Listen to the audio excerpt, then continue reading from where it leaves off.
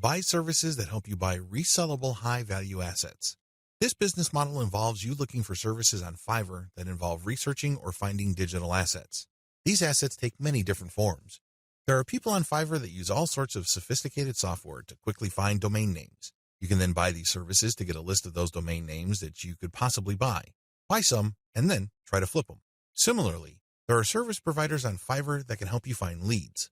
For example, if you're looking for yoga instructors in Los Angeles, there are virtual assistants who can look up those people. They can get a name, an address, a specialization, and contact details. They can even find social media accounts. You bundle all that information, then you sell it to people who are looking to reach those prospects. Do you see how this works?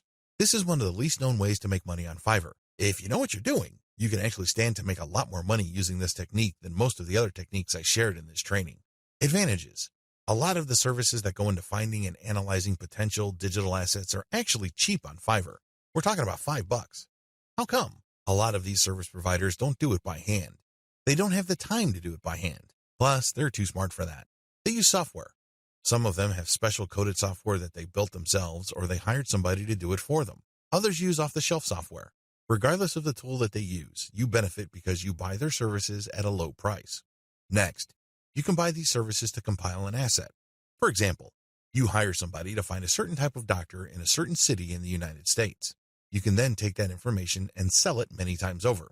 You pay for the asset once, but you can sell it again and again. Another advantage you get with this business model is that depending on the asset, you can actually charge quite a bit of money. Let's get one thing clear. If somebody just wants you to find all the doctors who offer their services in the greater Los Angeles, California area, you probably won't be able to charge too much money. There's probably a lot of lists out there. In fact, a lot of them are free. What makes your list so special? Now, if you come up with a list of specialist doctors who are looking to buy an MRI machine because they have bought a related machine in the not-so-distant past, that list that you have can be gold. You can sell it to an MRI sales company or companies related to MRI. Do you see the big picture here?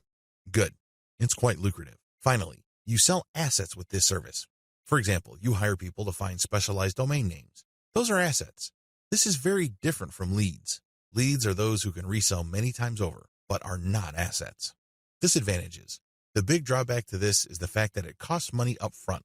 People finding assets for you or digging up information for you will not do it for free. No chance. You have to pay up front.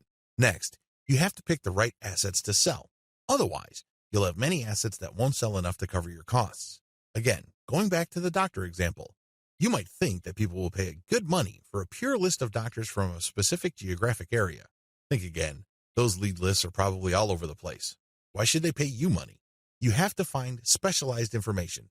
The same applies to domain names. You have to pick the right type of domain name that has existing demand. Otherwise, people are not going to pay that much money for it, assuming they buy it at all. The next disadvantage is that reselling domains means buying the service to find it, analyze it, and then spending more money to buy the domain. In other words, you're paying many times over. Wait, it doesn't stop there. Just because you bought the domain doesn't necessarily mean that you can automatically flip it. A lot of times, people who buy digital assets like domains have to hang on to it for several months or even several years for it to be worth quite a bit of money. There's a lot of opportunity costs involved. This is not a slam dunk. Finally, if you're using Fiverr services to find data that you can turn around and sell, please understand that you just can't advertise online and people would line up to buy that data. Chances are high that you have to do direct outreach. This may mean that you would have to hire a virtual assistant to research businesses that may be interested in the data that you're selling and reach out to them. If you are extra proactive, you might want to hire call centers in places like the Philippines and India who do outbound sales. Basically, you'll just give them a pitch and phone numbers to call, and they'll take care of everything else. Usually, when an actual human being makes the outreach and gets a voice-to-voice connection, your chances of unloading your digital assets go up quite a bit. You're also able to charge a lot more money, but again, this is not a slam dunk. You have to have data assets that people would actually want to buy. It's anybody's guess if you have those kinds of assets, so you need to do your research first. Step-by-step directions. Step number 1, decide on what resellable asset you want to specialize in. Step number 2, formulate tightly defined research and production steps. This is extremely important. You cannot let your Fiverr freelancer do creative thinking for you. They work best when you have a preset list of decisions and analytical points for them to follow. They just need to go step by step to get the desired result. The less surprises, uncertainties, and discretion involved in the process, the better. Step number 3, contact top-notch researchers on Fiverr. Basically, you look for the type of services that are required to find this type of information or asset. The next thing is to look at the different researchers available. Look at their ranking, testimonials, and what people say about them. At this point, it's not a good idea to go cheap. Don't look for the lowest price service provider. Instead, look for somebody who is worth the money. Sure, you may pay a little bit more. However, if your results are solid and you have a high chance of reselling that data or finding the right asset, then you have struck gold. Step number 4, get the asset compiled. I'm talking primarily about data assets here.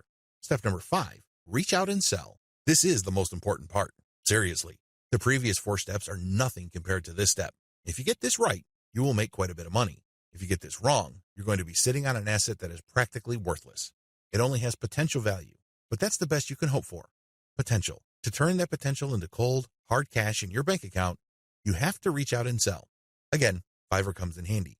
If you are too shy, or you don't have the time, or you simply can't be bothered to do this, there are virtual assistants on Fiverr.